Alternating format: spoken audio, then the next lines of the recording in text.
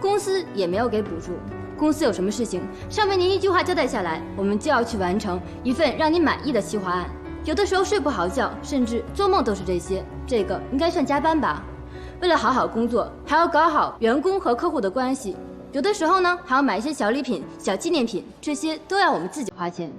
顾总，您说我们应不应该要求加薪呢？说的对呀。对啊。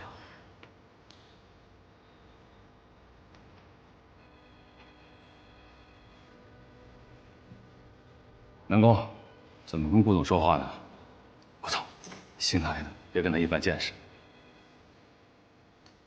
裙子不错。这么大一事啊！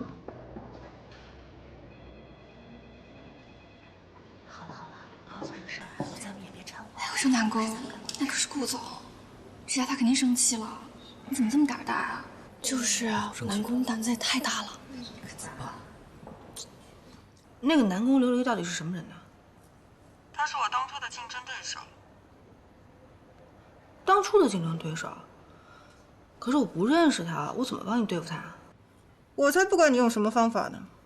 你既然顶替了我，就要替我把身边的问题都处理好，这是你应该做的。我确实是来顶替你的，可是你没有说我要替你处理一些乱七八糟的事情啊，而且我根本就不知道该用什么样的办法。你一定会有办法的，除非你不想见到你妈。哦，对了，妈妈最近情况挺好的，你别担心了啊。贺锦熙，你这个人讲不讲理的？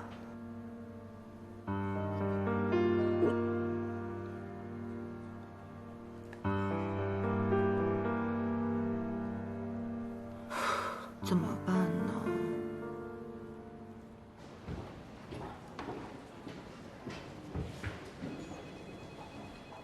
南宫琉璃，请收拾你的东西。李经理，南宫也是替咱们着想，你也不说去顾总那儿说个情，他也是年轻，一时冲动。话太多。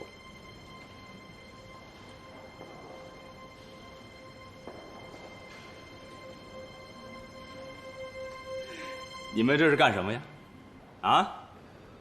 刚才顾总下了调令，从明天开始，你就是他特别助理了。